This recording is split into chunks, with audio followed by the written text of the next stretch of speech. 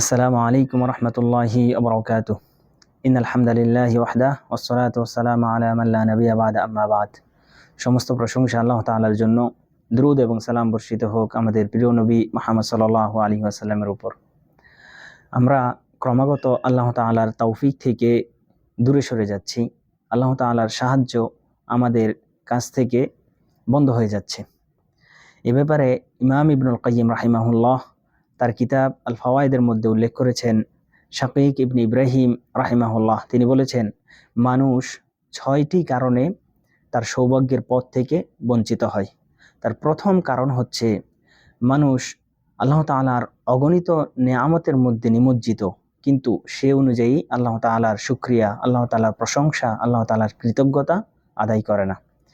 দ্বিতীয়ত, আমরা পাপ করি, কিন্তু পাপ করার পর আমরা তওবা করতে অবহেলা করি, তওবা করতে বিলম্ব করি।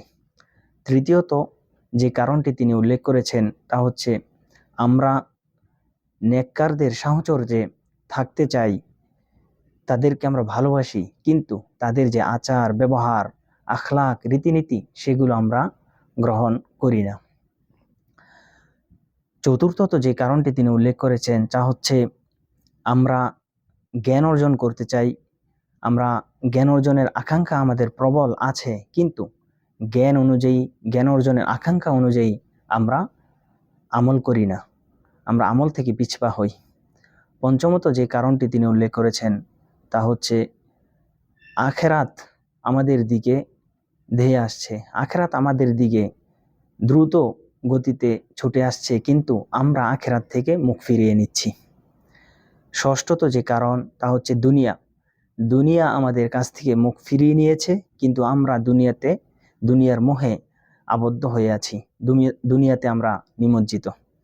আখেরাত এবং দুনিয়া, আমরা আখেরাতের দিকে ধাবিত হব, কিন্তু আখেরাত থেকে আমরা পিছপা হচ্ছি। দুনিয়া থেকে আমরা বিরত থাকব, কিন্তু আমরা দুনিয়াতে নিমজ্জিত হচ্ছি। এই 6টি কারণ থেকে আমাদেরকে বিরত থাকতে হবে, তাহলেই আমরা আল্লাহ তাআলার তৌফিক পাবো, তাহলেই আমরা আমাদের সৌভাগ্যের পথে এগিয়ে যেতে পারবো। আল্লাহ তাআলা আমাদেরকে সেই তৌফিক দান করুন, আমিন। আসসালামু আলাইকুম রহমতুল্লাহি ওয়া বারাকাতুহু।